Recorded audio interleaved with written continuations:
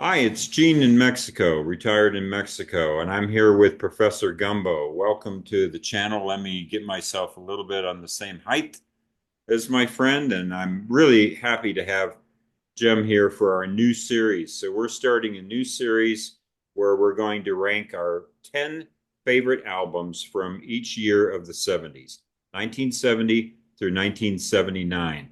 And of course, this is going to cover everything from classic rock to prog rock to punk to disco and some of the early beginnings of synth pop. So magnificent decade. And yeah, so I asked you how you were doing before we hit record. You said you were doing well. I am looking forward to this quite a bit. Yeah, and I like your dark side of the, what'd you say, dark side of the pussy? Dark Side of the Pussy, right? Okay. I would never So, have had this before, but in the last 3+ years, I have become a cat person, and I have a black cat, and so this is Wendell.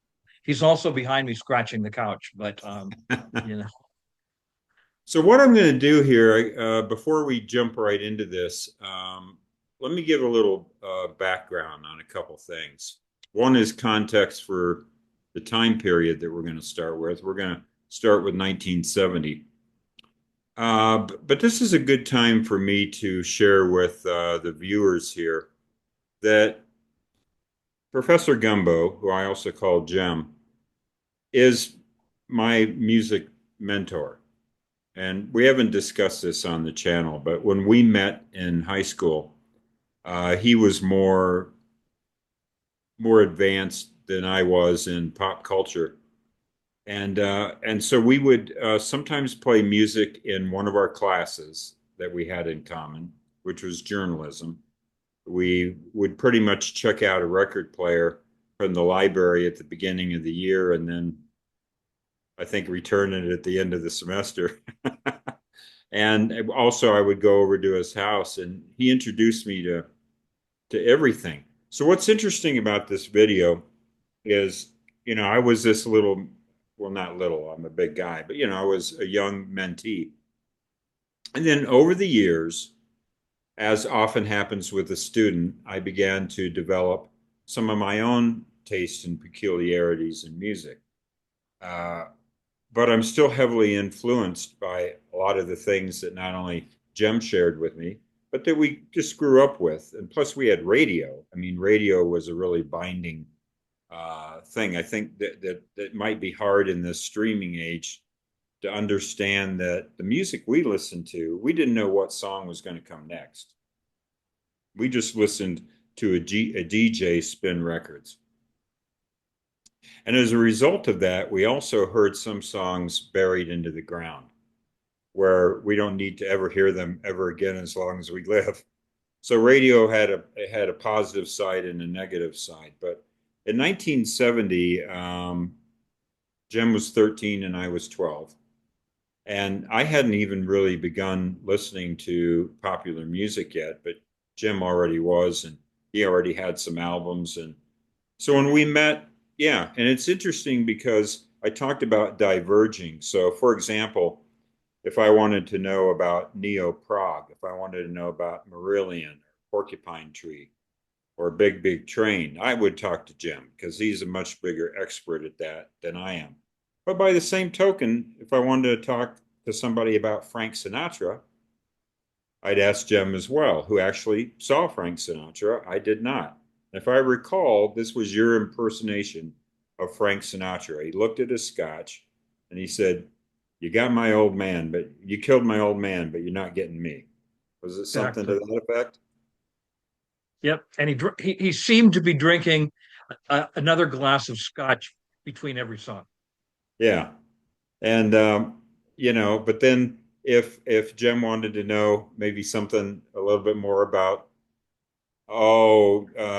blues music from the Delta from the 20s and 30s, or maybe some old classic country western, he might ask me. So we've diverged in different directions, and we haven't talked in years in this regard about what our favorite albums are, and certainly not since I moved to Mexico nearly 6 years ago. Yeah, almost 6 years.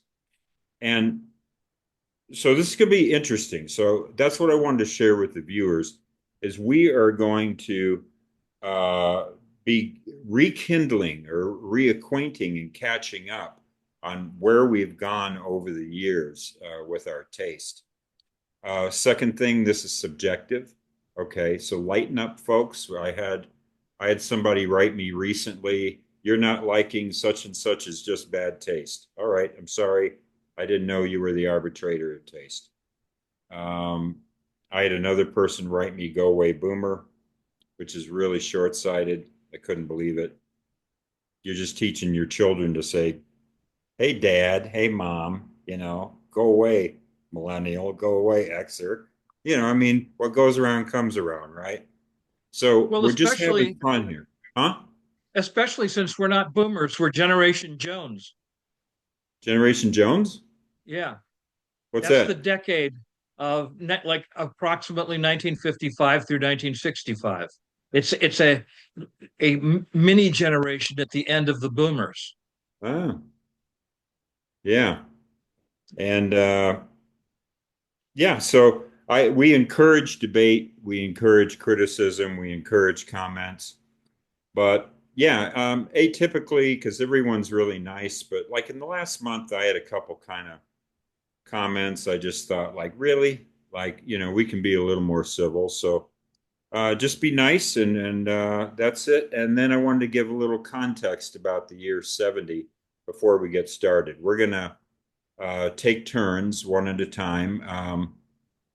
And I think I'll go first on this one on 1970, and then we'll take turns taking turns next. We're going to do two songs from every album that we recommend as kind of essentials or personal favorites. But real quick, I just want to run down because we forget, like, what does 1970 mean? I was looking up some things. Do you know that the world population in 1970 was 3.7 billion? It's now 8 billion. So the Earth has twice as many people today as it did in 1970. Wow. United States, which is where we're from, had a little over 200 million people. Now it has about 350 million. So, basically, populations have doubled or nearly doubled everywhere in the time since this. 1970, some events that happened were Kent State was notable, I would say. The breakup of the Beatles. Jimi Hendrix died, and then 3 weeks later, Janis Joplin died. I think it's notable in terms of festivals that the Isle of Wight Festival was in 1970, and that was kind of a response maybe to Woodstock and the first big British festival that would lead to. We're still doing festivals today. Black Sabbath released their debut, so that many people consider that the first heavy metal album. So the Beatles break up and heavy metal music comes in. People would say the Beatles invented heavy metal with Helter Skelter. So again, what comes around goes around, or what goes around comes around. And then movies, I just picked three movies from this year: Love Story, MASH, and Patton. So just want to put everything in context there. Uh, so let's go ahead and get started. We're going to count down 10 through 1, and there's going to be some omissions, but let me tell you my criteria. This is everything that's at least a 9.5 if we use the kind of scale that Pitchfork uses. Everything here is 9.5 minimum, and usually at least a 9.6 or 9.7 up to a 10. So these are perfect or near perfect albums. I have 12 albums that I picked from 1970, but I'll just do the top 10 and then mention my two honorable mentions. So number 10 for me is, let me pull this up. It is The Who, Live at Leeds. And I played this week. There's a close one on this because one of the archival releases by The Who is their concert at the Isle of Wight. I I love that album too. I just think that The Who in 70 was great. Their live shows were great. It's right between Tommy and Who's Next. And so they were doing a lot of material from Tommy and some of the kind of early Lifehouse stuff they were doing, songs like Water and Naked Eye, but they hadn't come out with Who's Next yet. But I'm going to go ahead and go with the Who Live at Leeds, even though I think the Isle of Wight probably has a definitive version of um, See Me, Feel Me, and We're Not Going to Take It, the whole kind of four-sided Tommy, where the sun was coming up at the Isle of Wight. It's, if you ever have a chance to watch it on video, it's great. But yeah, this kind of fantastic drumming from Keith Moon, it's just great. So I'm going to pick for my songs Young Man Blues. Yeah, it's a cover, but it's the opening song and it's great. It's probably my favorite song from here. And then the My Generation medley. So that's my number 10 pick, The Who Live at Leeds. Fantastic choice. Yeah, I can't argue with you. The only reason it's not on my list is because there's other albums on my list. And that's Right. going to be the case with many of them. I mean, that was one of the, as I was going through which ones am I going to pick, that was one of them.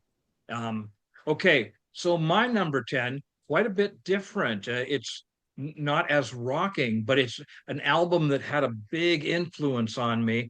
I was very I always tended to, by the time, by 1970, I was beginning to avoid top 40 pop radio. We had a really good, what we called at the time, an underground station, but they would, they were an album station, but they still played, things that are considered pop classics today, just not the top 40. And I got into singer-songwriter things is one of them, and you'll see several singer-songwriter albums on here. And the first one is Cat Stevens, T for the Tillerman. The Not the only Cat Stevens album that is going to be on my list, but the first of the truly great ones.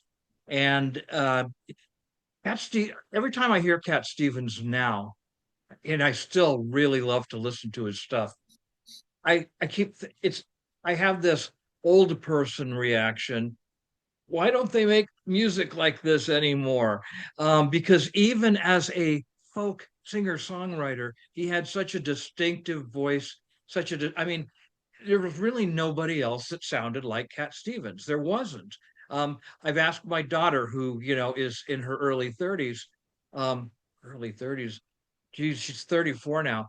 But yeah, I said, okay, can you tell me anyone else who sounds like this? And she says, no, not really. Um, I mean, there's people that she thinks are influenced, but there's nobody she would mistake for Cat Stevens. So this is a near perfect album, as you said. And the two songs that I would choose, that I would recommend for those of you watching to listen to, if you're not familiar with this, if you're not an old person like we are, and that would be the the song that was a hit single, and that was Wild World. That was the song that first really got me interested in Cat Stevens. And then another one that he did as in just a recent years live with Eddie Vedder, and that was Father and Son. And Father and Son is an interesting song because in it, Cat takes both the parts of the father and the son, and he sings in his lower baritone register for the father and a higher near tenor register for the son. And then at the end, he's doing both voices there, and it really works well. So Wild World and Father and Son from T for the Tillerman by Cat Stevens. Excellent. Yeah, thank you for that. And we'll do a couple notes. One is we'll do a playlist. We'll do a little playlist down below with our what would be potentially around 40 songs, it would, no, 20 songs, it would be, no, 40. Yeah. Well, it depends, anywhere between 20 and 40, depending on how much overlap we have. But we'll do a playlist of our favorite songs. So that's four songs right there, which is Wild World, Father and Son, correct? And then Young Man Blues and My Generation medley. So we got four songs started here. And the second thing is, I hate to tell you this, but I think your daughter's 35. You are correct, Gene. She is 35. Boy, I mean, this is, yeah, yeah, because she was born in 1990. So, yes, you're right. She turned 35 this year. Where does the time go, man? Yeah, and the reason I knew that, of course, is because my stepson was born a month after your daughter. So they have almost the same birthday. So I knew he was 35. And Gene has been a friend of my family since before I've had a family, essentially. Yeah. So, you Uh-huh. know, So my number nine is an album that I did not hear when it came out. I did not hear it for years. That's always interesting because there are albums here that, I got into music in 71. There's albums from 71. I know I'm jumping ahead, but that I listened to in real time. And then there's, other albums that I caught up to years later. And this is one of those. I had heard a guy talking about this at a party, and he was saying that there was no album like this album. He was a really smart guy about music. Don't remember his name. I only met him once or twice, but he was going on and on about this album. And years later, I remembered what he said and I checked it out.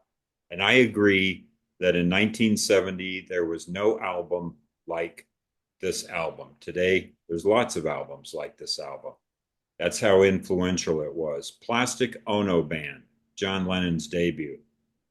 Uh, the so-called Primal Therapy album, but he sang lyrics that were so candid and personal and painful about what was going on in his life. And I think it's hard for people to understand maybe today to put it into context, but he just kind of blew through all the PR bullshit because the professor will agree with me. We grew up in a time when they fabricated a lot of stories, biographies and things. Like you would see a biography on a celebrity, and then later they would do an updated biography that would strip a lot of that crap away and kind of get down to the real person.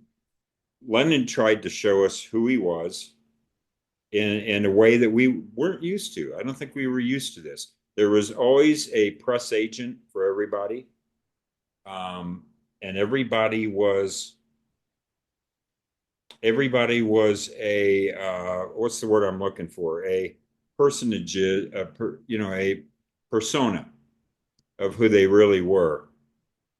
And the Beatles had the same uniforms and the mop tops, and everything was about image. And Lennon came along and just said, "I'm not doing that. I'm going to speak my truth." Uh, and so my picks on this album are Mother, which even all these years later, we're talking 55 years later, I still find the song Mother to be devastating. Um, Mother, um, you had you had me, but I never had you. And then the song God, where he says, I don't believe in Elvis, I don't believe in Beatles. Um, I just believe in Yoko and me, and even more importantly, I don't know what to tell you, but the dream is over. And I'll say one thing about 1970. A lot of people consider it a pivotal year right after that whole movie, Gimme Shelter, about the stabbing at Altamont. A lot of people kind of think there was a shift around this time. But when John Lennon sang The Dream is Over, it sounded cynical at the time. But I listened to this album 55 years later, and I think, like, John, you were right. You were right. It's devastatingly real. very honest, real in the way that blues music is, but this is not blues. This is something very different. I also like Working Class Hero and Well, Well, Well, and just a lot of songs from here. So number nine, Plastic Ono Band. Incredible album. Now, many of the albums that you're going to hear about during this series were the first albums for me from that artist. But other ones were not. And the next one was not. Led Zeppelin, I was already into from Led Zeppelin 2. I got into the first Led Zeppelin a little bit later, but by the time I entered eighth grade, due to my cousin, I was already a big fan of Led Zeppelin 2, which came out in 1979. And in 1970, my father bought me my first cassette player recorder. And he gave me some money to go to the store and buy some pre-recorded cassettes. Believe it or not, there was a time when those almost usurped vinyl, but they didn't for me. But I still had some. And one of the albums that I bought was Led Zeppelin 3, which had this psychedelic cover that was really amazing. And later, when I bought it on vinyl, it had a wheel that you could spin that had different pictures showing through the die cuts on there. And so it was, it gave the promise of being a mind expanding album. And was it a rehash of Led Zeppelin 2? No, it was not, although you might think so from the opening track, Immigrant Song, which is a classic Led Zeppelin hard rock song with Robert Plant's voice up in the stratosphere. People actually wondered, was he puffing helium at the time? And both he and Jimmy Page have denied that he was. But had, but it's an amazing song. We come from the land of the ice and snow, from the midnight suns where the hot springs flow. Um, and it's just a killer Led Zeppelin track. So you're all ready for a repeat of Led Zeppelin 2, and you don't get that. Okay. It pulls the rug from under you. Um, Jimmy Page and Robert Plant in particular were really into the English alternative folk scene at the time, and they were influenced by that. So, you have these folky songs, especially on the second side of the album. Uh, but there is one song that before they get to the folky stuff, and that is one of the best blues songs that Led Zeppelin ever did. It's Since I've Been Loving You. And uh, Robert Plant's vocal gymnastics are amazing on it. When I was 13 and I got this album, I didn't quite get the song because honestly, I didn't quite get the blues yet.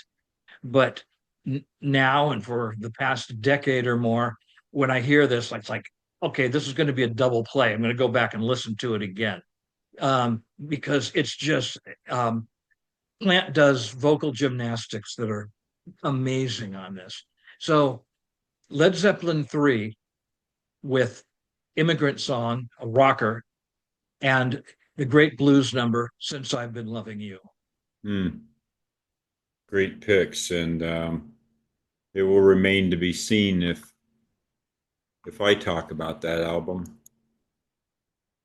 Number eight for me is an album I actually predict will be on your list. I'm pretty sure it'll be on your list. I think I know you well enough. This is Elton John, Tumbleweed Connection. Um, I was thinking, I guess, you got a couple young English kids who decide to do this Western themed album with a picture of a railroad station on the cover and do these kind of Americana things. And I know it was heavily influenced by the band. I hear the influence, but it doesn't mean the album sounds like the band necessarily to me. I hear the influence, but it sounds a little more countryish somehow, especially a song like Country Comfort with its pedal steel.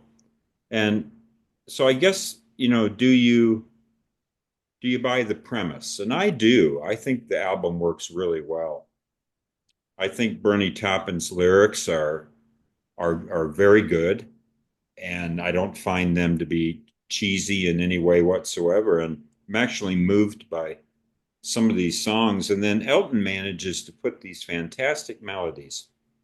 So he actually put out two albums this year. The other was the debut, Elton John, which I like that album a lot too. And what a difference between the two, just in 1 year. The Elton John debut has these incredibly emotional vocals, like on songs like The King Must Die and Paul Buckmaster's sweeping um, orchestration. And it seems like this album dials things back a little bit. There's still plenty of emotion, still plenty of impassioned vocals, but you have some really pretty, lovely songs too. I just think that John and Toppin worked really well together on this album, that they really clicked in a way that they would do on a few of their albums. But they don't sound like two people working in, like there was that documentary called Two Rooms. It doesn't sound like two rooms. It sounds like they were sitting in one room working on this together. I think it's very integral and I love it. And my least favorite song might be Talking Old Soldiers, and even that one's a great song. Um, so I'm going to go with. It was hard to pick. It was actually hard to pick from this album, but I am going to go. Let me just make sure I got this right. I am going to go with My Father's Gun and Burn Down the Mission. Burn Down the Mission was the easy pick because it's just got that incredible piano playing from Elton. Um, yeah, Tumbleweed Connection, one of my favorite, probably one of my maybe three favorite Elton John albums. And I'm picking this one over the debut. So Tumbleweed Connection at number 8. I'll have lots to say about Tumbleweed Connection in a little while. You're right. Uh, the next one is the third album by this band, but it was the first album for me. It was the album that introduced me to this band, and it still really has a place in my heart. I heard this from some friends at the church that I was going to at the time in the youth group, and the album was by Jethro Tull, and it was Benefit. And Jethro Tull had a couple albums before then, including a classic album in 1969. But we're not talking about the 60s. We're talking about 1970. And Tull had changed their sound. And this was the beginning of the what would we call it, a travesty when Toll won a Grammy for Best Heavy Metal Band, Yeah, because they never were a heavy metal band, but this has heavy riffs thanks to the brilliant guitar playing of Martin Barre, and so it's a powerful album, and for a 13-year-old to hear this, it's like, wow, this is really cool. And Ian Anderson's voice was really, that sardonic sound of his voice was great. The lyrics were fantastic, and there's a few songs on there that just are part of the overall sound, but there's some great songs also. And the and so I'm going to choose two. One of them, it has a personal is personal for me, but the other one is it kind of exemplifies what I'm talking about here, and that's To Cry You a Song. And on it, you got this great bass player, I get this great bass playing from Glenn Cornick, and the the opening was just, it just grabbed you by the throat when Ian sings, um, flying along, trying to remember. how many cigarettes did I bring along? Mm. When I get down, I'll jump in a taxi cab, driving me through to cry you a song. And it just, like I said, it grabs you by the throat. It's not at all folky like their first couple albums. It's a it's a move into heavy rock, if you will. Um, then the other song was not even a single in England off of the album, but it was in America. In England, they released it separately as a single, and there's actually two different versions of it. And if you're lucky and you get this album, Mm. you'll hear both versions of it, and that is Teacher. And while the dawn was coming, drawing red on my face, and it's about it's about a person who it's even though it's not truly about like a school teacher, it's about a guru. Uh, the name of the song is Teacher, and I spent my adult life, the last 30 plus years of my adult life until I retired as a teacher. So I saw that as one of my theme songs.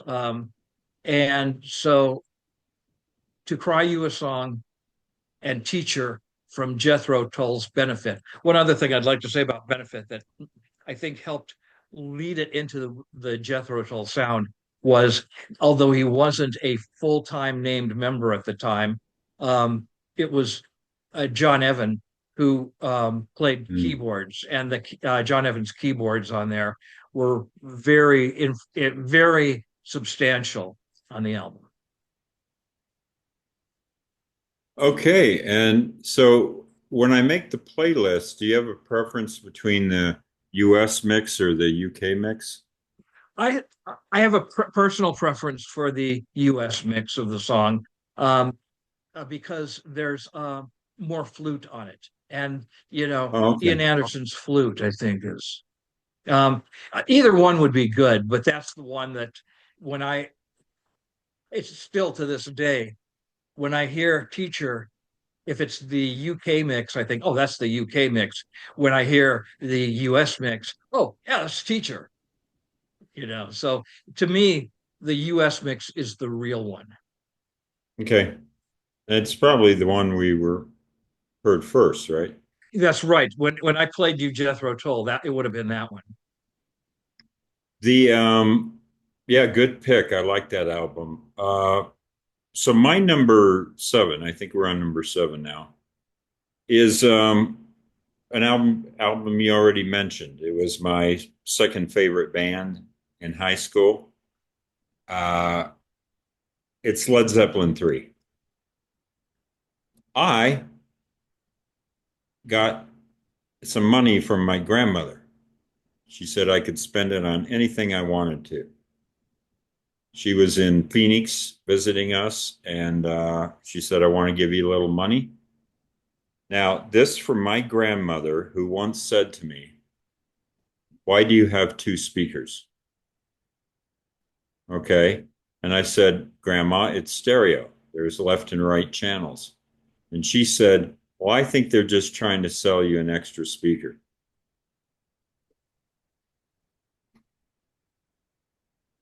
This is who gave me money. I went out and bought Led Zeppelin 3. And yeah, the little pinwheel and everything. And I just had such a blast going in my room and listening to this and woodshedding with this album. Yeah, it was great. Now, I can't say that I necessarily knew the context of it yet because I kind of bought their albums in backwards order. So the first Led Zeppelin album I bought, then I worked my way backwards, which was not uncommon. So I didn't so because I bought them backwards, I never appreciated where they were going with this album and what the change and the difference was. It was just a cool Led Zeppelin album. Going backwards, it didn't sound any different from the one that had recorder and mandolin and all that kind of stuff on it. Interesting though, my two choices, I'm going with two completely different songs, and I'm going with songs from the second side. Hmm. Um, I'm going to go with, well, let me tell you, my favorite song used to be Friends. That was always my favorite song. And I also like Celebration Day a lot from the first, but I'm going to go with Gallows Pole, and That's the Way. That's the Way is a really wonderful song. I like every song off here. I used to not like Hats Off to Roy Harper, but I've grown to even like that song. Maybe it's just because there's such a strong vocal effect on it that it used to bother me, but it's really cool with a slide guitar from Jimmy Page, which, by the way, people talk about the great slide players, Dwayne Allman, Bonnie Raitt, whoever, Johnny Winter. You think about the great, and I mentioned this on another video we did. It came up somehow, but I think Jimmy Page is one of the best slide guitar players. And my exhibit A is go to Celebration Day, the O2 reunion concert, and watch him play In My Time of Dying. And it's the nastiest gut bucket blues you ever heard in your life. And there's some, like, hats off to Roy Harper, has great blues, but I'm going to go with Gallows Pole because I just love the banjo and the story on it. And then That's the Way is a really underrated song tucked into side two. So Led Zeppelin 3, that's it. Your turn. Um, really interesting choices. I was going to say surprising, but that gives the idea that I don't think you should have chosen those. And I'm glad that you did. I think they're great. But yeah, excellent. Okay, number seven for me. I wanted to be a rock star when I was in middle school, and I co-formed a adolescent rock band with a few friends, and we played, we practiced, we rehearsed in my parents' Arizona room. If you don't know what an Arizona room is, it's an enclosed patio with basically screen instead of anything else. And we really bothered the neighbors with this, but we didn't bother them that much because our amps weren't that loud. There was only one person in the band who was really a talented musician. And to this day, he still is, and I stay in touch with him. And that's Patrick Turnmeyer. He was a great drummer. He had a reputation in high school as a great drummer. And, in eighth grade, he was already a fantastic drummer. Okay.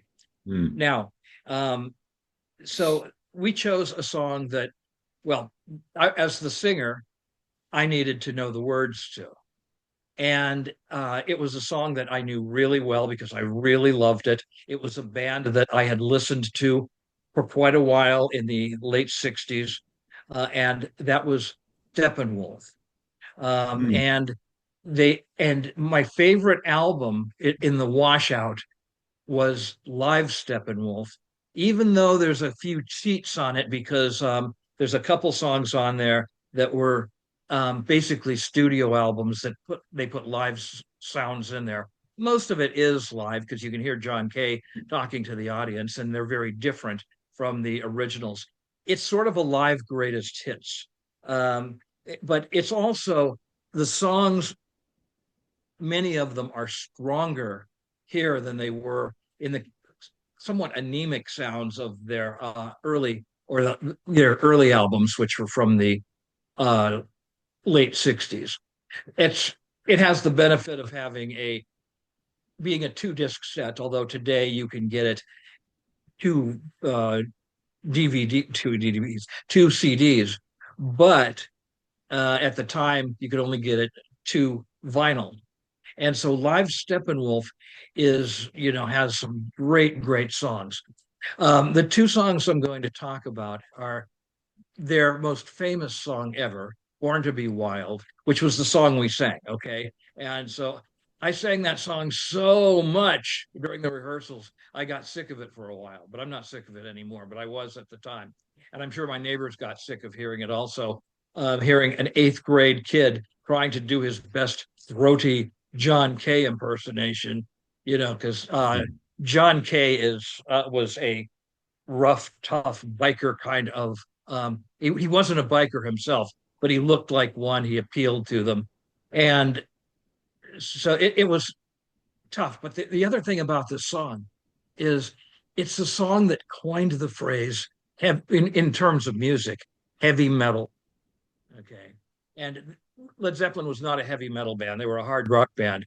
But when he sings, I like smoke and lightning, heavy metal thunder, that's where heavy metal came from. And Kay didn't write this one. It was written by a friend of theirs who wrote a number of their best early songs, Mars Bonfire. I'm sure that wasn't his real name. Um, this was 1969, 1970. But it's a great song. If you haven't heard it, you definitely should. The other one is the proof that I give for my really contentious contention that Steppenwolf was a better band than the Doors, which, I've gotten into a lot of great arguments with people. And I'm not going to get into that now. But if anybody wants to argue with me about it, I will give a number of reasons why Steppenwolf was a better band than the Doors. I'll only give one major reason. John Kay did not have the good sense to die young. Okay. If he had, people would have, kids today would have still been worshiping Steppenwolf. Um, there's something about people when they die that they're idolized. But the song proves John Kay's and his lyric ability and his social consciousness. Lengthwise, it's almost essentially a prog song through the different changes it has, and that is Monster. And it's an amazing song because it was from the album Monster, which also came out in 1970.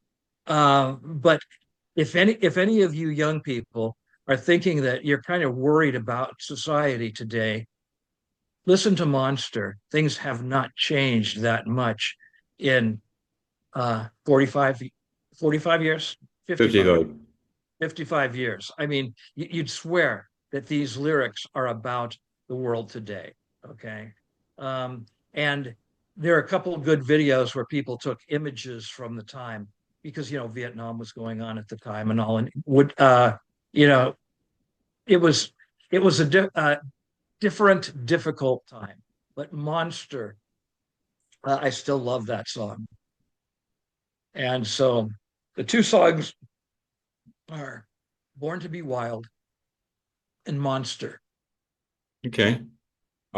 Yeah, and I know how much you like that band. I'm looking forward to listening to those because the song that I always think of from that album is The Pusher. Hoyt Axton. God damn The Pusher. That's a pretty intense I mean, I prefer the live version of The Pusher over the studio version. And so your two choices are interesting because that's the first song that comes to my mind, but I don't know the album as well as you do. So that's interesting. I'm looking forward to listening to those on the playlist. Yeah, great. You know a lot more about Steppenwolf than I do, but I do like them. Now, number six is a band that I seem to like more than a lot of people. I think most people give this album 4.5 stars, but to me, it's a 5-star album. And that's John Barleycorn Must Die by Traffic. I am a huge Traffic fan. This is the album he made after the breakup of Blind Faith. I have a confession to make. I've never been, I had a roommate who loved Dave Mason. He used to play Dave Mason's solo stuff all the time. I was like, yeah, it's all right. I was just never huge. And Feeling All Right was the biggest hit that Traffic had. And it's a great song. I love it.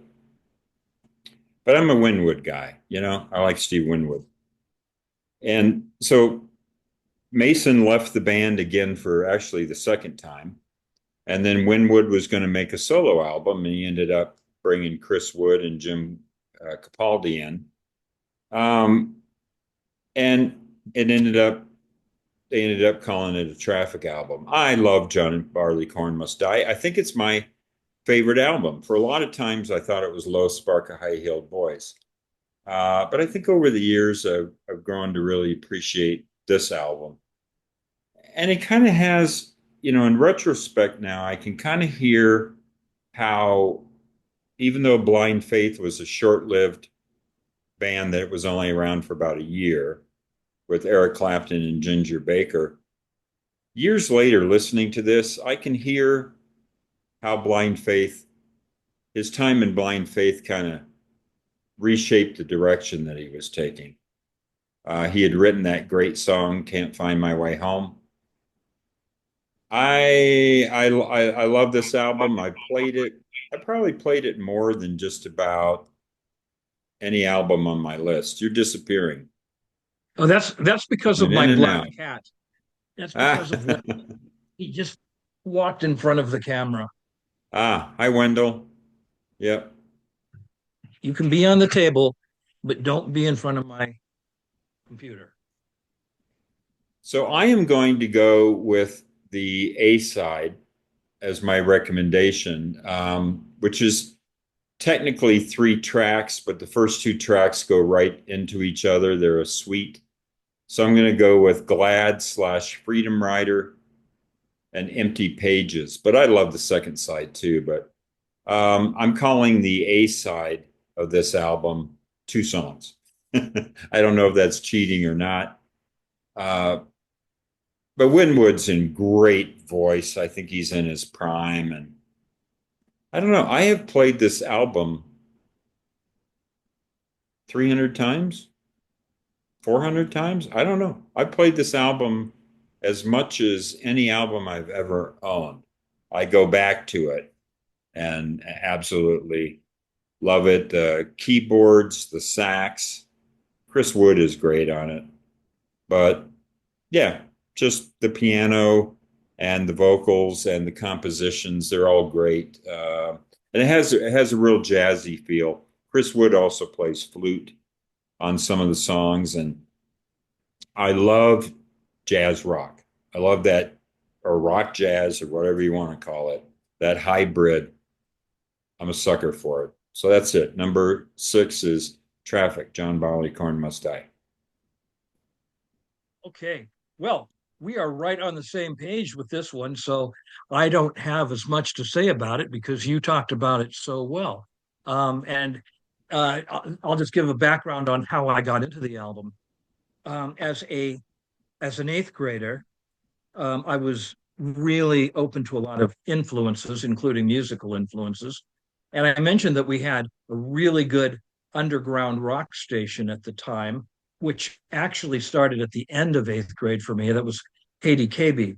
But before KDKB, the people who ran KDKB had an AM station called KCAC, they were only open. I mean, only open. They only played music in the evenings, and I would go to bed with my radio on, listening to whatever they would play. And as I don't know if any of you have discovered this, but when you are drifting off to sleep, you become incredibly impressionable. And I was drifting off to sleep, and I heard this song that sounded almost spooky, almost witchy. And especially since I didn't know what it was about at the time. And that is John Barleycorn Must Die. Mm, Okay. Um, and it's actually an old folk song. Um, and making it's about making ale. And the John Barleycorn, of course, is the barley malt that is grown mm, and harvested and all of this. But at the time, it's talking about what these people did to this poor John Barleycorn, and oh no, they're torturing him, they're killing him. And I thought that was so cool. And I woke up the next day and checked out the album. And so that was my first exposure to Traffic. So that's definitely one of my favorite songs on there. And the other one I would agree with you is Empty Pages. It has a really great organ and Steve Winwood's vocals. And that's more the sound of Traffic because John Barleycorn Must Die is a bit more folky than they were. Not, so, but it Hmm. still was the song that influenced me the most. So John Barleycorn Must Die and Empty Pages from John Barleycorn Must Die. Yeah, can't argue with that. Yeah, so it was both number six or number, it was your number That six? was our both of our number sixes. Okay, that's interesting that we converged exactly. Number five for me is an album that I know is on your list. I mean, I would put money on it. Uh, and I just watched an interview last week with the lead singer who's still alive.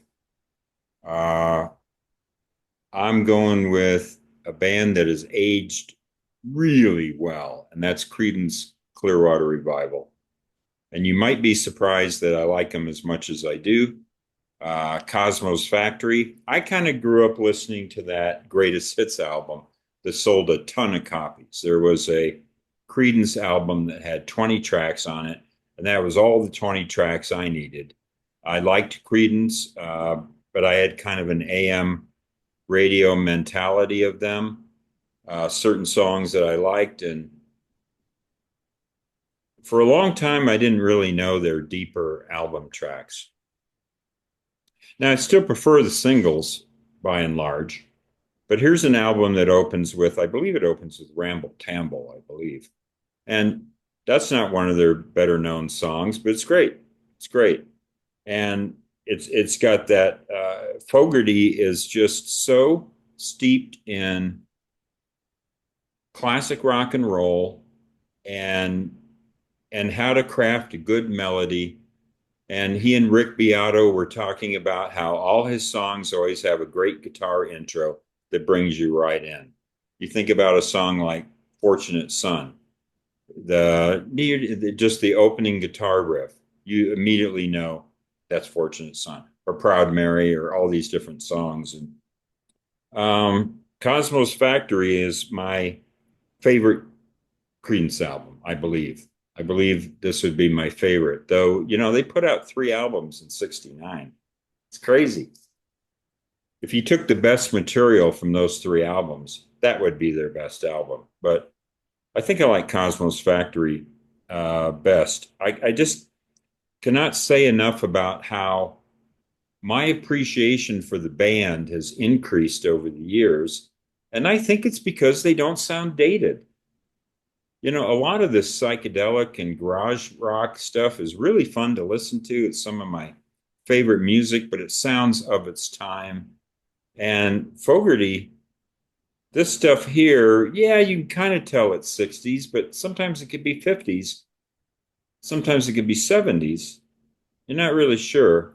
He's got a bit of a gift for timelessness, I think, because he knows how to craft, just a classic melody. And so my picks, this was really hard, but I am going to go just with my gut on this. I know the album has Who'll Stop the Rain, objectively probably their best song on the album, but I'm going to go with Run Through the Jungle, and I Heard It Through the Grapevine, even though it's a cover. I Heard It Through the Grapevine has irresistible guitar. I just love the guitar on I Heard It Through the Grapevine. It's just one of the all-time great jams. Cosmos Factory number five. All right. And boom, boom, we hit the same album again. Really? Yes. Now, I actually I got into Creedence a little bit earlier with their third album, Green River. Okay. Um, and so 2 albums later, they came out with Cosmos Factory.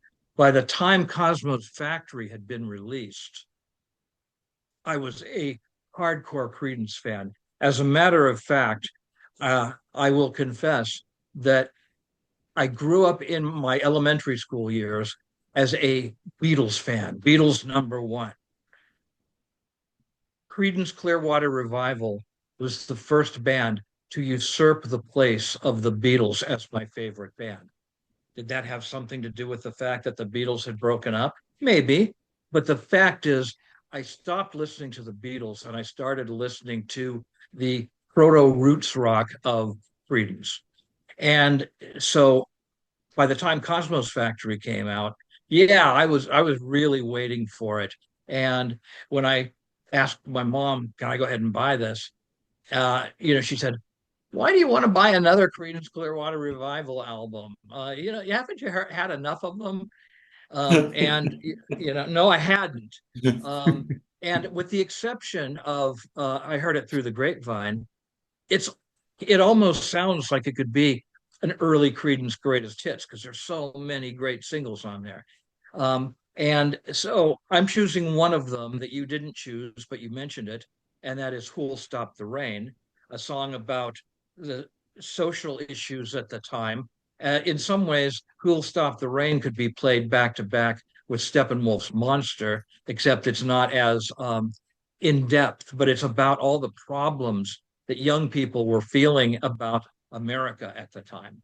And I love that song. But even more, um, having had a cousin who was a traumatized Vietnam vet, and the whole stereotype about coming back with drug addiction due to everything bad that happened over there. And he would tell me stories. And whenever I would hear "Run Through the Jungle," I would think about my cousin Russell, who had been in Vietnam. He died, by the way. He ultimately became a homeless person and was run over by a car. But, Uh-huh. uh, but he and I would talk about music quite a bit when he came home, and "Run Through the Jungle. And it has this spooky womp, sound to it, largely John Fogerty's guitar. You know, one can't talk about Creedence Clearwater Revival without praising the band. But honestly, what they were a great rhythm section, Stu Cook and Doug Clifford, and a good rhythm guitarist who was not necessary, really.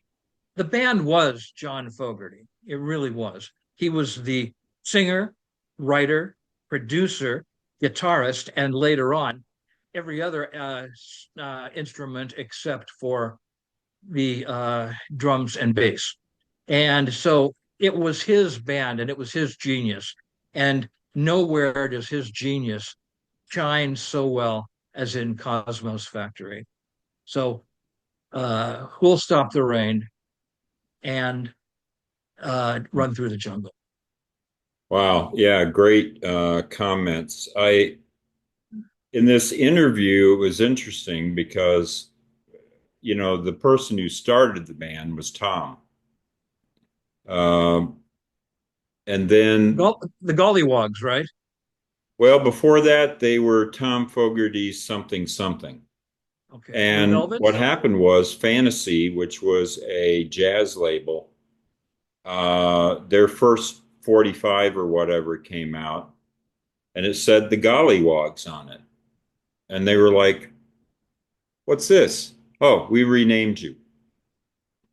So they had nothing to do with the name. Everybody in the band hated it.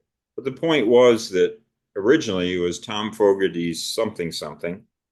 And yeah, and then of course Fogerty. But in this interview, John Fogerty, of course, he became the focus because of his songwriting, but he just he said it in a way that wasn't arrogant. But he just said when he would bring the songs into the studio, he would tell the other guys, "This is the rhythm part I want. This is the bass part I want. This is the drums that I want." And you listen to Clearwater Revival, and they are great musicians. Um, but Fogerty said even every drum fill, he usually was like, "Put a fill in here." So that's called an arranger, right? So I don't know if you mentioned that in your list of producer guitarists, but he talks at length with Rick about how he was the arranger of the songs and he had a fixed idea. So yeah, you're absolutely right. The other musicians were great players, but they were kind of told what to do. So it doesn't detract from their musicianship, but Fogerty was that hands-on, I guess is what I'm trying to say. Yeah, you're absolutely right. Wow, I can't believe that we converged on the last two albums. That's really unusual. Um, all right, I'm at number four, and now I think we're going to diverge. My number four and my number three pick, I don't expect. I'm guessing these albums are not on your list. My number four is my Elvis Presley, my personal Elvis Presley, and that's Iggy Pop. So I have the Stooges Funhouse at number four. Um, yeah, I have it pretty high up, but some of these albums. So like I mentioned, the Creedence is my favorite Creedence album. Um, Plastic Ono Band, I didn't mention it, but that's my favorite John Lennon album. Funhouse is my favorite Alice Cooper album. I'm sorry, I'm jumping ahead. I met Alice Cooper once. We were at an Iggy Pop show. He said, "What's your favorite Stooges album?" I asked him. He said, "Funhouse." I said, "That's mine too." So we talked briefly about that. They're both from Detroit, so uh, yeah, Stooges Funhouse. I absolutely love this. I have seen Iggy, I think, 5 times in concert, and I'm just a huge fan. It speaks to me. This music, I get it. So I'll give you an example. Moody Blues. I grew up listening to the Moody Blues. I like the Moody Blues, but I don't. But I can tell other people like that band more than I do. You know what I mean? You ever have a band like you like them, but you got friends that are like, "Oh, this is the greatest band ever," right? And you're like, "Well, they're good, but and you can just tell that you don't, or maybe you do get it, but you just don't appreciate it the way another person does, or the Dead or something, right? Like, oh, the Dead, greatest band ever. Um, the Stooges. I don't know how to articulate it other than to just say that I get it. When I hear the Stooges, those guys are talking to me, and I totally get their whole aesthetic. And this is the album that has, John Cale produced the first one. This one is produced by Steve. No, it's the Italian guy. Anyway, I forgot his name, but he produced this, and you get sax. You get sax on here especially on the last track. I love this album. My two favorite songs, easy picks. They're one word titles: "Loose" and "Dirt." And that's because I've seen those performed in concert. They're killer. Loose is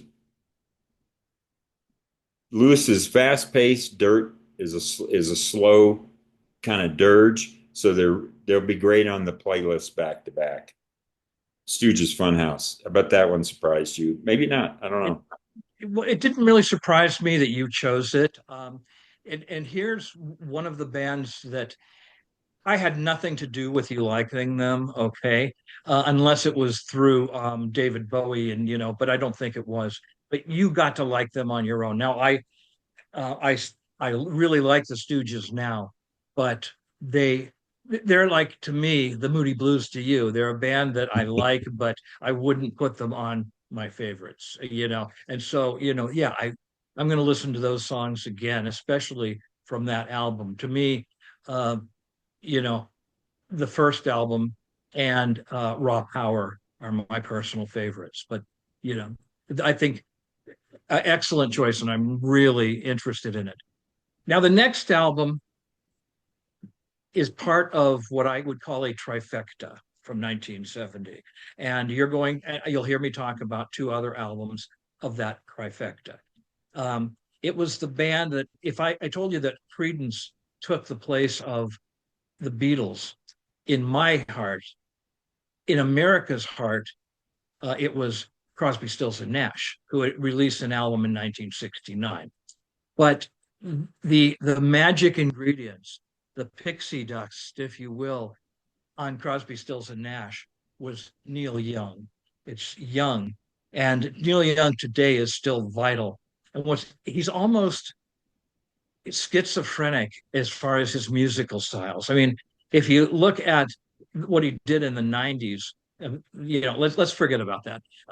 But Neil Young, he has been a pendulum swinging back and forth between country folk, Canadian country folk, and grungy. I mean, some people call him the godfather of grunge, with especially with um, Crazy Horse, crunchy guitars, crunchy bass, and he still will do albums that back and forth, and sometimes put both songs on one album. And he did this with After the Gold Rush, which to me is my favorite Neil Young album. I love every single song on it, even Cripple Creek Theory, which is almost a coda.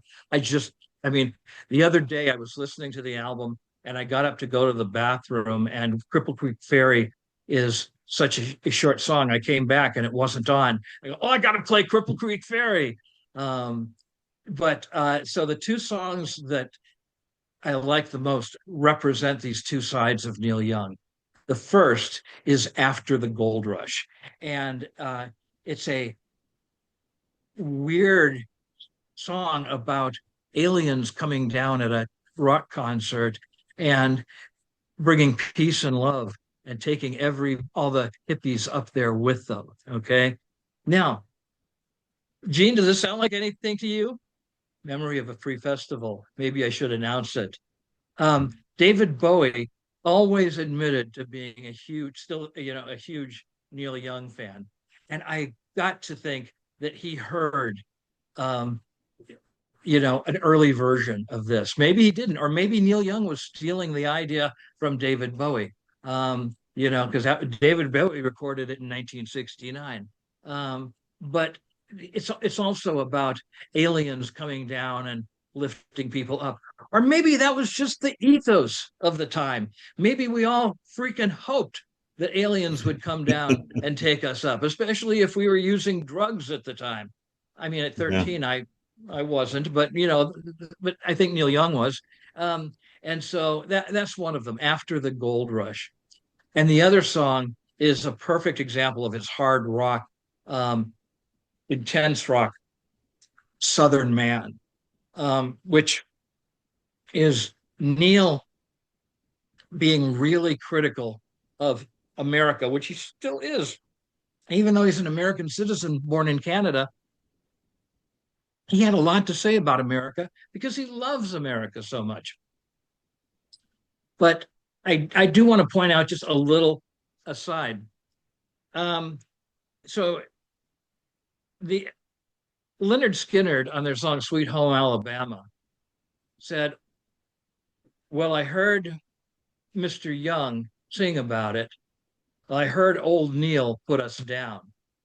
What a Southern man needs to, sorry, I hope Neil Young will remember a Southern man don't need him around anyhow. And there's a lot of people who say, yeah, Ronnie Van Zant was really telling off Neil Young. Watch that, watch the live video of that, and tell me who's on Ronnie Van Zant's shirt. It's Neil Young's Tonight's the Night. Van Zant loved Neil Young, Yeah. and there was a myth that shirt he was wearing it. They put it on his body when he was buried. No, but they did put the shirt in the casket with him. He basically, it was his striking back at someone he loved criticizing him, because that stung him. So he wrote those lines, Mm. and that was I think it's great that he didn't stop liking Neil Young. He just said, "Neil, shut up." Um, and so there's two songs, After the Gold Rush and Southern Man, from After the Gold Rush by Neil Young. Oh, yeah. Can't argue with that pick. Um, yeah, classic. And of course, Drive-By Truckers talk so well on their album Southern Rock Opera, where they then talk about this thing that you were talking about and set it to song. It's just fascinating. Yeah, I think sometimes it's like John and Paul from the Beatles. Some of that was manufactured rivalry. They had kind of a love-hate relationship. Well, I just showed you this picture earlier. So my number three pick is by this guy, Mr. Miles, Miles. Mr. Miles Davis, but not the man in the green shirt. It's a Bitches Brew, which I've owned for a long time. I bought it a long time ago, and I've played it bunches of times, and it's always like it's a shapeshifter. It's an album that keeps changing over the years, and I went back and forth to, well, actually, for a long time, I didn't even know if I liked it. I didn't even know exactly what I was listening to. But today I can listen to Benny Maupin's bass clarinet and go, oh, that's really cool. I can really hear the album now. In reading up on it for this project, it was um, a lot happened in post production. So Teo Macero, who was the producer of most of his albums, did a lot of cut and splicing and tape loops, a lot of digital effects, not digital, I'm sorry, electronic effects, um, a lot of embellishments afterwards. He was kind of given free reign. And he took bits and pieces of different takes and spliced them together. And there's so many musicians on here. Some of the songs have three keyboards going on at one time. It's a busy, yeah, for a guy that always had space in his music, you think of Kind of Blue and So What and all the space in there. This is a lot busier of an album. That's usually a detriment to me, but everything works on this album and it just keeps getting better and better over the years. And of course, it's been credited with kind of starting fusion. It's a double album. Dense is a word that I would use for this album. It's dense. And most of Miles' music in the past decades had all that ambient space. I always thought of Miles Davis as very ambient. He's a guy who famously said, it's what you don't play. It's what you don't play. And I may have that quote slightly off, but he was famous for that. It's what you don't play. And on here, it just seems like everybody's playing everything at the same time. It feels chaotic on first listen. But here we are in 2025, 55 years later. I love this album. It's at number three. It's yeah, it's dense and full of improv, but it works. And my tracks I'm going to pick are Spanish Key and Miles Runs the Voodoo Down. Yeah, number three, Bitches Brew. Uh, and that's an album that I have always respected, but I got to love it more after you gave me that box set of all the Bitches Brew, recordings. Mm, And that, it helped me to better understand the album. Um, I okay, forgot. Yeah, I forgot I gave that to you. second album in the trifecta. How do you take a perfect album from 1969 and make it even better? Answer is simple. You add Neil Young to it. This Crosby, Stills, and Nash, their first album, was brilliant. I have nothing I can criticize about it. I just love it. And then they took a step up sound wise, although personality wise, it became a problem by putting Neil Young in there. Now, Neil Young was very, very familiar already with Stephen Stills. They were famously in Buffalo Springfield together. Um, and at some point or other, Neil um, got to know Graham Nash from the Hollies and David Crosby from the Byrds.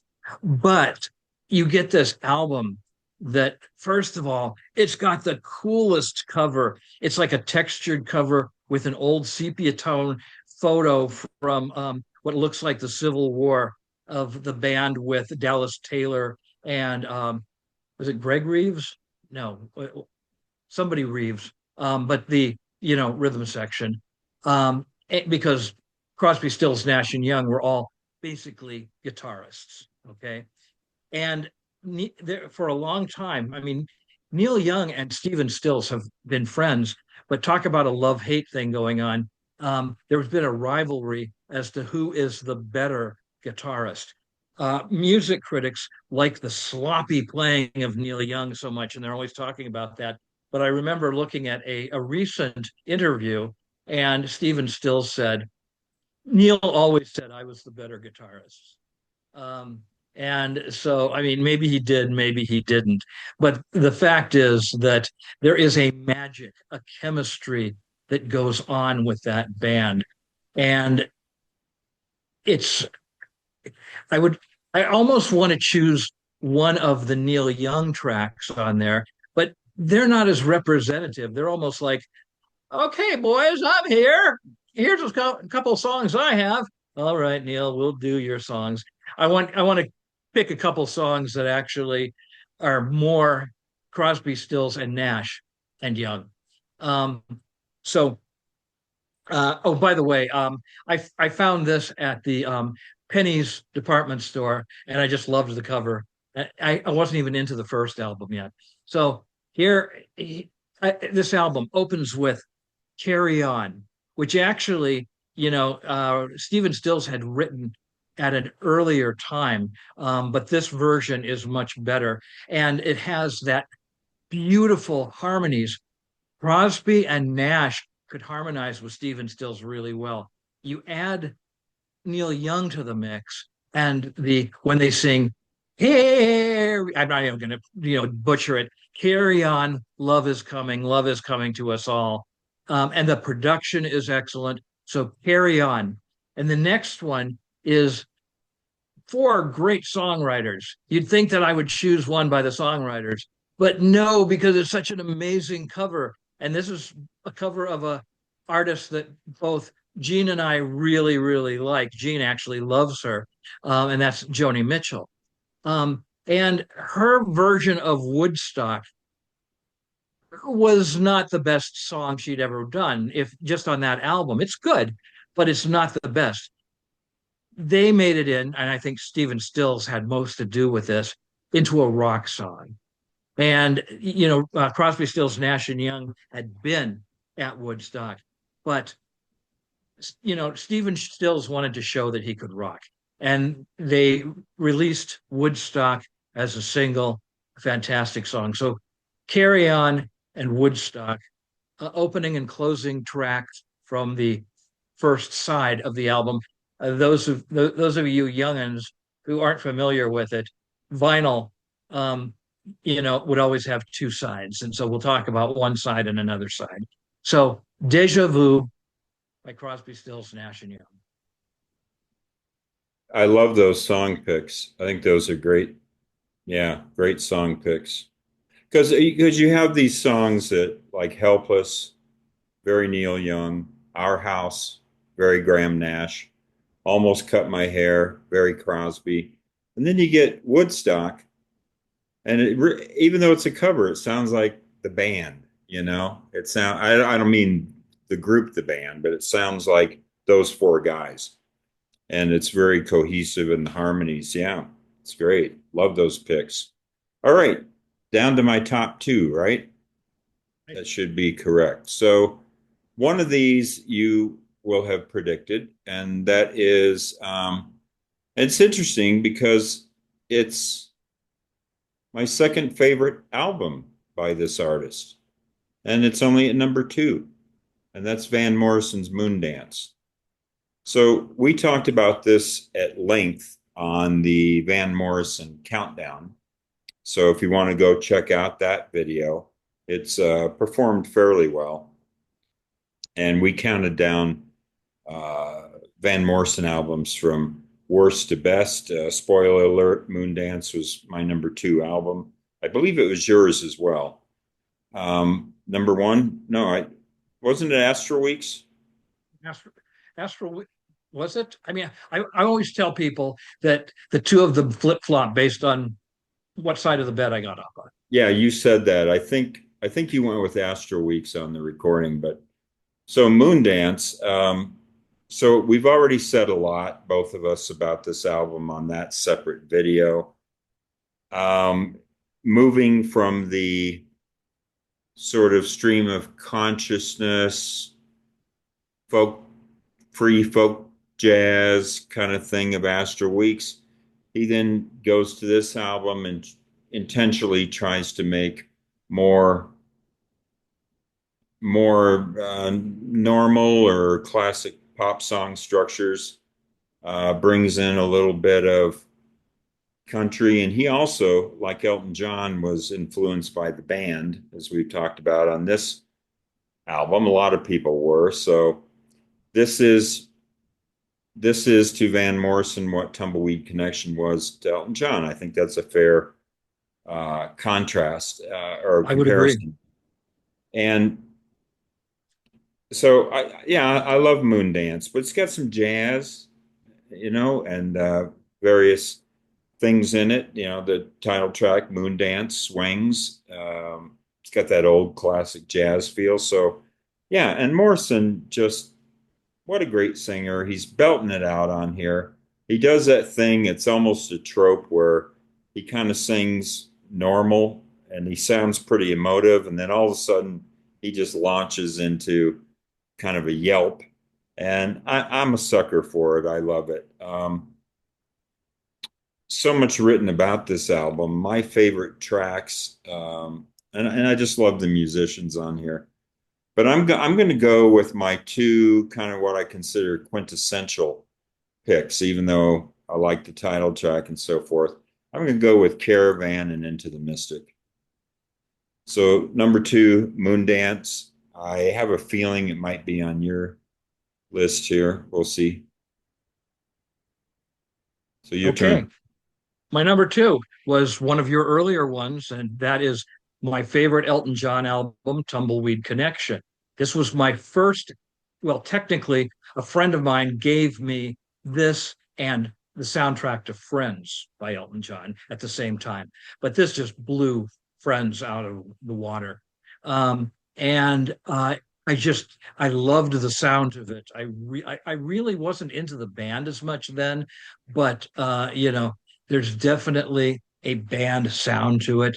And it's a perfectly crafted album, which really unusual for Elton John, has no singles from it. Okay. It was an album made as a piece of art. And so this is an album that I wooed my future wife with. I gave her a copy of it because I wanted her to hear it, and she loved it. And interestingly, my first best friend, Roxanne, I played a copy for her too. And so she and Cindy both really loved Elton John. As anybody who grew up in the 70s probably did. Some of you will have trouble believing this, but there was a time when Elton John was considered really cool. Okay. Mhm. And he really was. And how much did I love this album? Well, you know, Gene, you talked about the look of them. Elton had cut his hair, not super short, but short, a lot shorter than it was on the first album, with these short bangs. And he was wearing these little rectangular photogray lens glasses. Photogray is the kind of was the early name for glasses that would change color in the sunlight. And so it looked like he was wearing rectangular sunglasses. How much did I like this album? I liked it so much that I got my hair cut like that, Yeah. and I um, I bought a pair of photogray rectangular glasses because I wanted to look like Elton John. Um, so I was emulating my hero. So my two favorite songs from the album, and that's so difficult because every song is so good. I'm going to go with the obvious one that you mentioned, Gene, and that is Where to Now, St. Sorry, not Where to Now, St. Peter. Burn Down the Mission.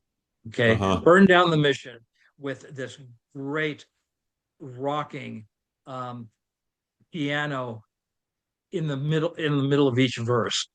Um, and always loved that. And there's even a maybe a better version on his live album 171170 that goes on for like 20 minutes. But as a matter of fact, I used to call Katie Cavey and say, "Hey, I'd like you to play Elton John's Burn Down the Mission. And would you play the live version of it, please?"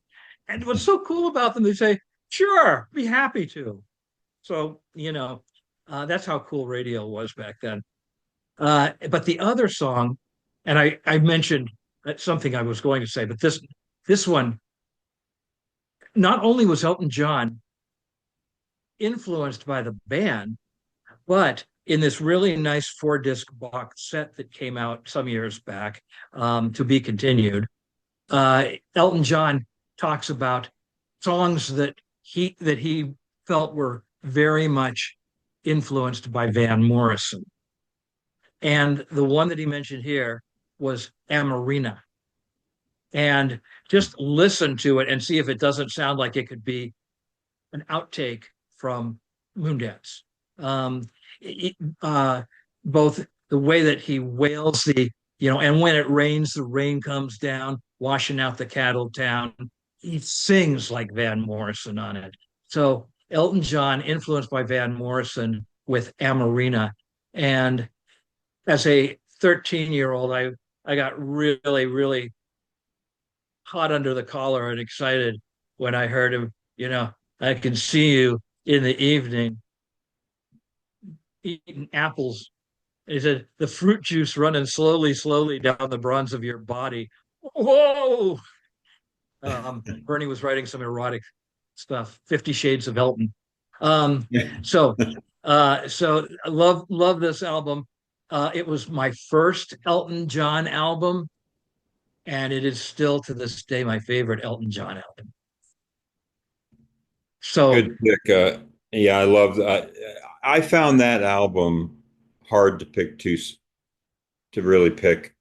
After Burn Down the Mission, it's like, what do I pick? Because I also like Where to Now, St. Peter, and yeah, it's a really rock solid album. Where I I, I don't know, it just it doesn't.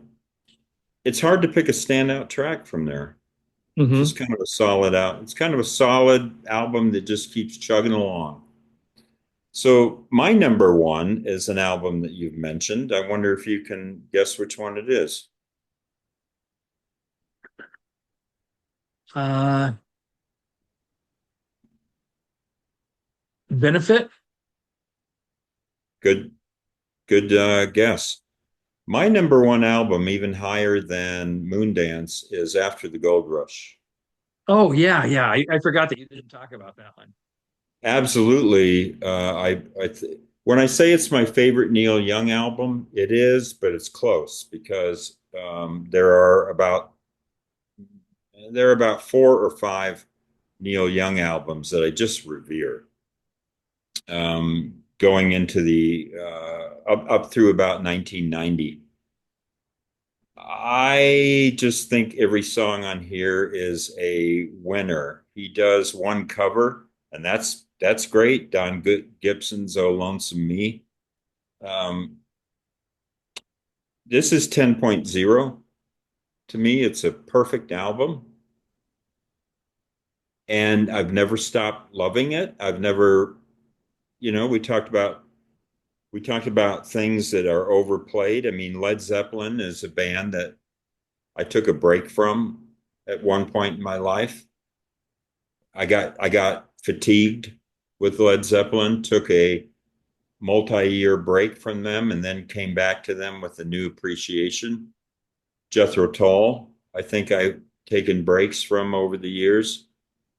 But this particular album by Neil Young, for whatever reason, has just not stopped being fresh and integral to me.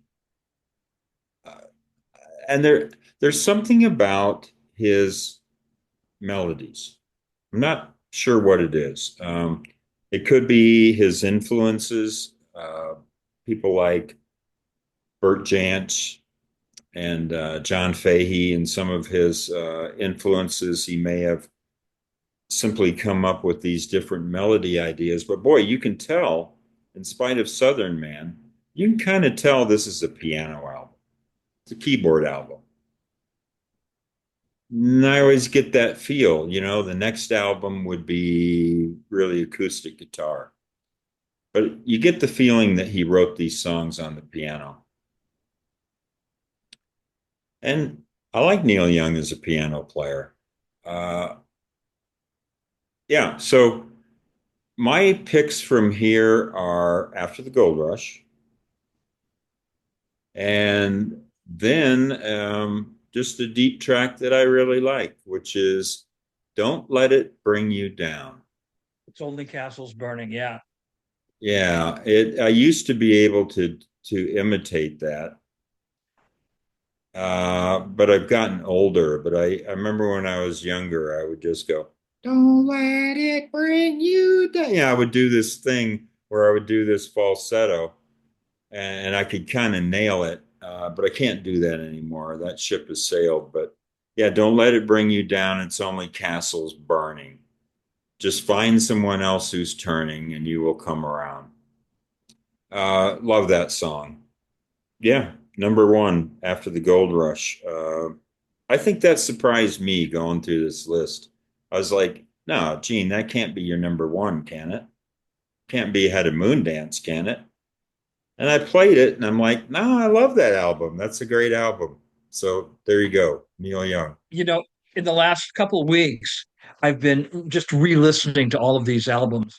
And when I was listening to Neil Young's After the Gold Rush, on almost every song I heard coming from the living room, Cindy singing along with the songs. Yeah.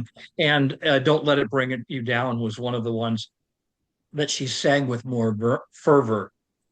So, so she would agree with our choice. And I'm almost ashamed that I put the album at number 4 because it's so good. And it's just because of the albums that are ahead of it.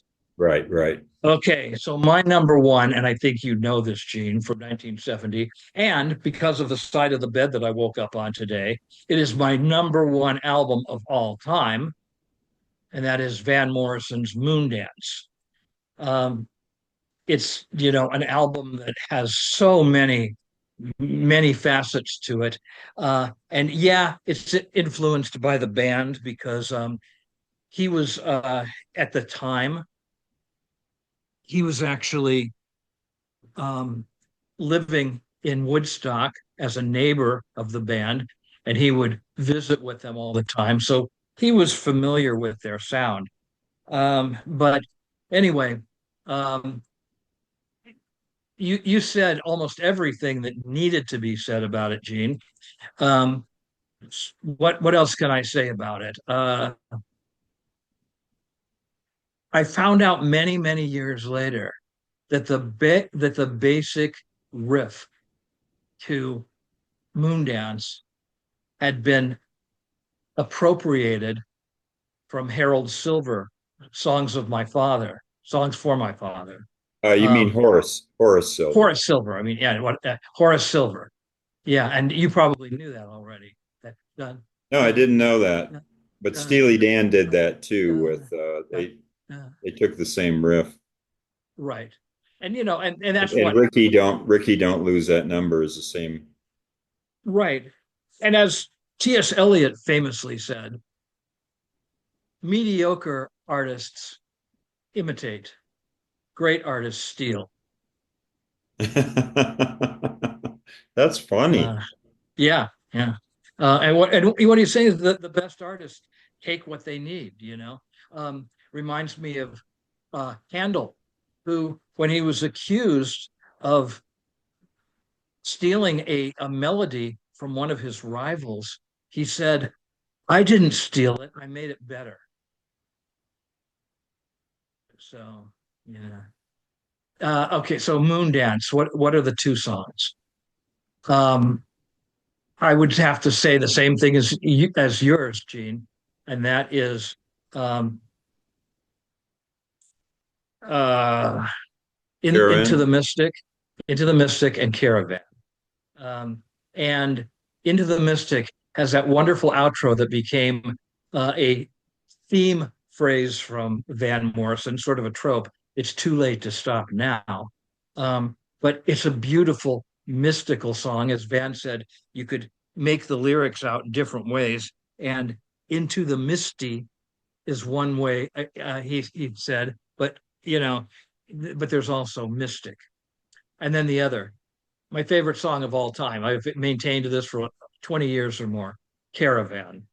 There's not a better song by anybody, not by the Beatles, not by Creedence, not a better song by anybody than Caravan.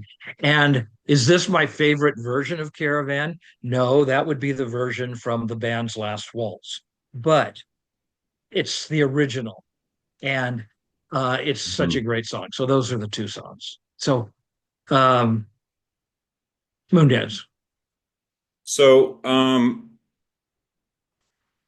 so since this is the only album that we both had on our list, that we both had exactly the same songs, for our playlist, would you like to pick a third track? Because it'd be nice Oh, to I have would love three. to. I would love to. Yes, absolutely. What would be Um, your next choice? Moondance. Okay. Well, perfect. And let's go ahead then now. So we're done, except for the honorable mentions. So I'll go ahead and and we'll do these quickly. I only have two honorable mentions, and I think they're interesting because they're technically archival. Technically, sort of. So the first one is a band that you mentioned, but I'm going with an archival release. I do have Jethro Tull in my honorable mentions, but not benefit. When the 25th anniversary cigar box came out, do you remember they had, I don't know if you remember, but they had an actual cigar box that had Right, four right. I remember CDs that. in it. My friend Stan had taped those or I don't I don't remember if he burned them on CD or recorded them on cassette, but one of those four CDs was their Carnegie Hall concert from 1970. And it has the definitive version of My God on it before Aqualung came out. Or what I consider the definitive version.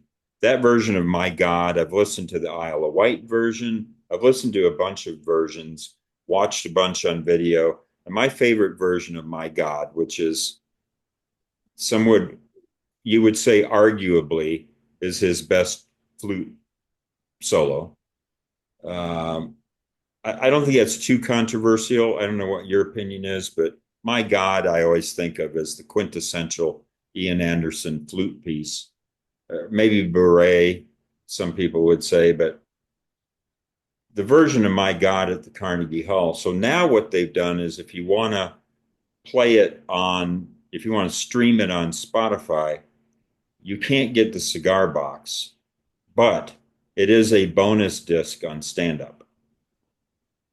So this is the disc two bonus tracks on the deluxe version of that. And yeah, it has a track called Guitar Solo, and it's a 7 minute guitar solo. Brings it down a slight notch. There's a bit of a drum solo on one.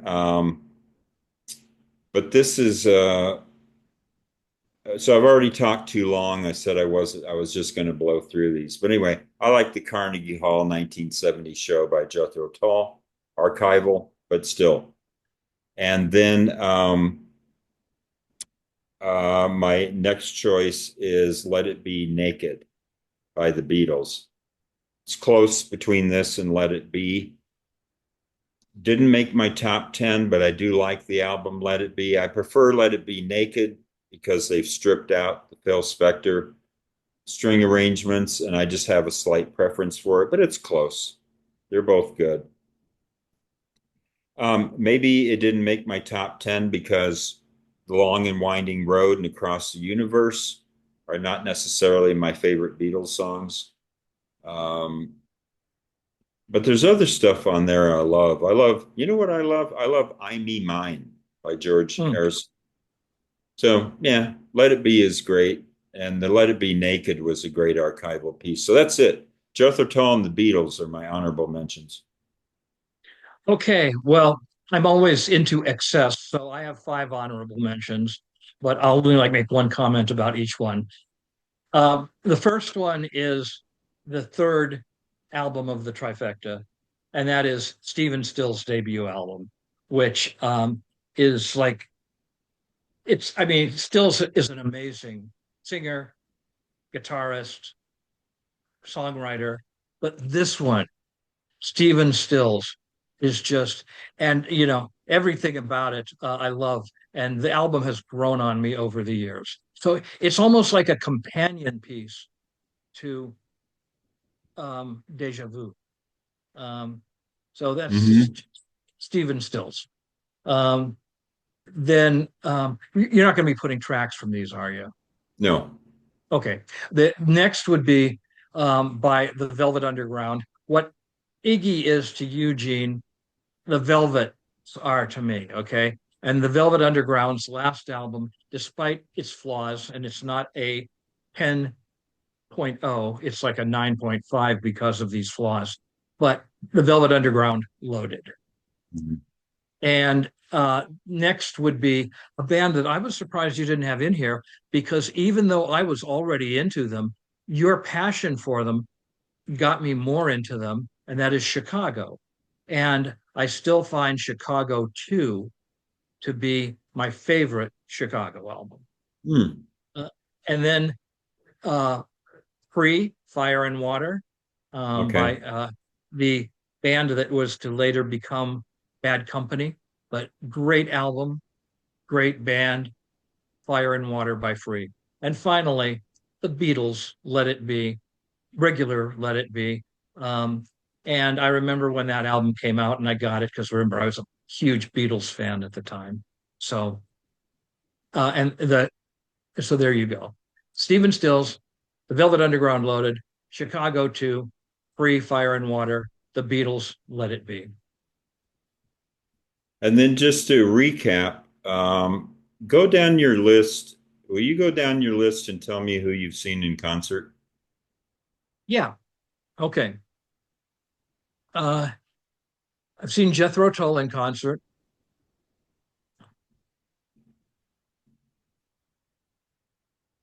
I've seen Elton John in concert, both Jethro Tull and Elton John a couple times. I've seen Van Morrison several times, and that's it. Okay. And for me, it would be I've seen I've seen Jethro Tull twice. I don't remember if we ever saw them together, but I saw them a couple times in the '90s. I've seen The Who one time after Keith Moon died. I've seen Elton John twice, but not as early as you. You saw him in '72. So I saw him twice. First time I saw him was in Zurich, Switzerland. It was just a Yeah, freak thing. I was on vacation and that's right. found out he was playing that night. So that was interesting. I woke up not knowing I was going to see him. Led Zeppelin I've never seen, but you and I have seen Page Plant, correct? Yes, yes, that's right. I have not seen Traffic, but I have seen Steve Winwood solo. I've not seen Creedence, but I've seen John Fogerty solo. I've not seen the Stooges, but I've seen Iggy Pop several times.